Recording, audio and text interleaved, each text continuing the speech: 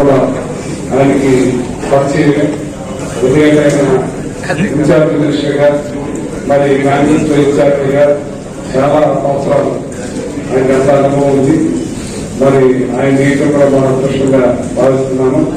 నిజాయితీ మనల్ని ఒక పద్ధతిగా మంచిగా నడిపించి పార్టీని బలోపేతం చేయడంలో ముందుంటారని మనందరం కూడా కలిసికట్టుగా పనిచేసుకోవాలని మనస్ఫూర్తిగా కోరుకుంటూ, ఇవాళ ఏదైతే రేపు 13వ తారీఖున ఇచ్చిన ప్రోగ్రామ్ ని జగన్మోహన్ రెడ్డి గారు మనం ఎలక్షన్ అయిన తర్వాత ఇంకా చాలా టైం తీసుకుని మనం ప్రోగ్రామ్ చేయాలనుకున్నాం. కానీ ఆ కూటమి ప్రభుత్వం ఇంటి పశ్చాత్తాలు మాట్లాడుతుని మనకు ముందే తెలుసు.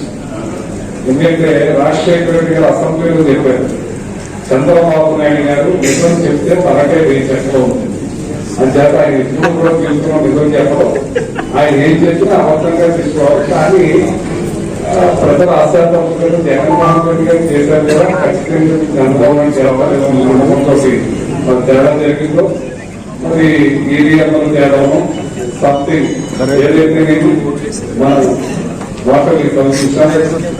మరి ప్రజలు కట్టలేక నెగ్గలేక బాధపడుతున్నారు, చాలా బాధల్లో ఉన్నారు. మరి వాళ్ళ రైతులైనానికి కూడా తీవ్ర లోటు. 13,500 పంటలు వేసే ముందే జగన్మోహన్ రెడ్డి గారికి వేడి మీద సన్నీళ్ళు సాయంగా ఉపయోగపడాలని ఆ దయాన్ని తీసేవారు క్యాలెండర్ ప్రకారంగా. కానీ 20,000 ఇస్తామని చెప్పి ఆ 20,000 మనం ఈ క్రాప్ చేసి ఈ క్రాప్ ద్వారా మనం ఇన్సూరెన్స్ కూడా చేసేవాళ్ళం. ఆ ఇన్సూరెన్స్ కూడా చేయని పరిస్థితి ఏర్పడింది. ఒకవేళ ఇన్సూరెన్స్ చేసుకుంటే మొన్న జరిగిన తుఫాను నష్టానికి మన 13,500 కోట్ల రూపాయలు మనకి రైతాంగానికి వచ్చేది, మేలు జరిగేది. అది కూడా గాలి వదిలేసే కార్యక్రమం చేశారు. ఇవాళ ఏదైతే మన ఆర్బీఐల ద్వారా దాన్ని కొనే కార్యక్రమం చేశామో 24 గంటలు డబ్బులు వేస్తున్నామన్న సంగతి తెలుసు. కానీ దానికి రైతులు ఏ రకంగా నష్టపడుతున్నారు, దళారీ అవుతున్నారు, ఏ రకంగా అవుతున్నారు అనేది కాకుండా మీకే తెలుసు. నిజాయితీ కూడా చాలా రైతాంగం నష్టపోతున్నారు. మరి ఆ రైతాంగాన్ని ఏదో రకంగా వదిలించుకోవాలి, తుఫాను వస్తుంది వస్తుందని భయభ్రాంతులు జరుగుతూ ఉన్నారు. ఓ పక్కన ఇన్పుట్ సబ్సిడీ ఇస్తున్నారు, అది లేదు. ఓ పక్కన రైతు భరోసా ఇస్తున్నారు, అది లేదు. ఓ పక్కన ఇన్సూరెన్స్ లేదు.